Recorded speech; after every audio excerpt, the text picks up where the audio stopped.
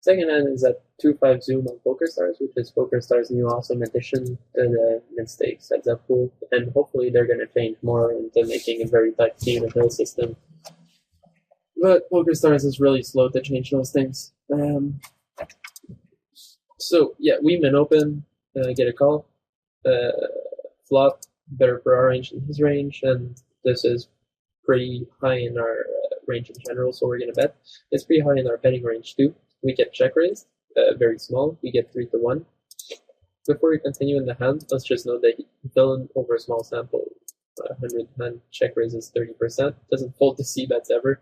C-bets like a maniac. Check raises turn a healthy amount. Doesn't fold to bet on the turn ever. C-bets turn unhealthy amount from his flop c-bet range. C-bets river like a complete maniac and doesn't fold river ever. So, complete maniac. Actually, let's take a note right here. Or crazy. So yeah, we're obviously not folding flop, and against people who overbluff, we usually just want to let them bluff for the bluff catch on. So we're gonna call, see a turn, and villain checks turn, and as usual from people who check raise flop and then check turn blind, especially on dry static flops, that they should usually just barrel with their range. This means that they have a fold and continue kind of strategy, and so it's good to go really small to abuse the fact that their range is so polarized that they won't take hands that should fold and then call with them because they can when you make a smaller bet, which means that you have an automatically profitable smaller bet. Since this is one of our value hands, we can go a bit bigger from our small bet range and go to half pot, but half pot is still pretty small in theory. Funny enough, we get check raised again. And now we're going to have to ask ourselves a question. We block ace 3. We block pocket 3. The fact that villain in 3 that blocks pocket aces pretty heavily. So his value range is pretty much deuce 4 and maybe some pocket 5s on the flop. And on the turn, his value range is pretty much deuce 4 and then a bunch of bluffs. Obviously, we're not folding this hand, given that, going for check raise on this board. When I have a bunch of hands, I'm going to want to check back turn and try to get a cheap showdown leg via hand that's legitimate. So this takes out a lot of deuce 4s from his range when he check raises turn instead of double barreling it on what's pretty much a blank that makes the board wetter. So we're going to call and be very.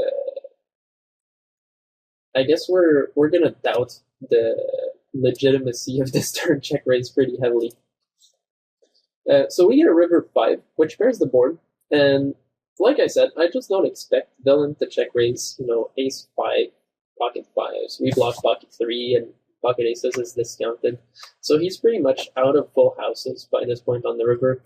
Even pocket 10s is just kind of, what are you doing, kind of check raise at these stack sizes, which were 400 big blinds plus deep, starting the hand. And villain bets into us. And, thinking about this, that his only value range on the turn is really just deuce 4.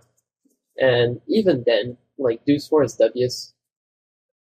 This means that he's basically full houseless unless he has some sort of deuce 3, 4, 5.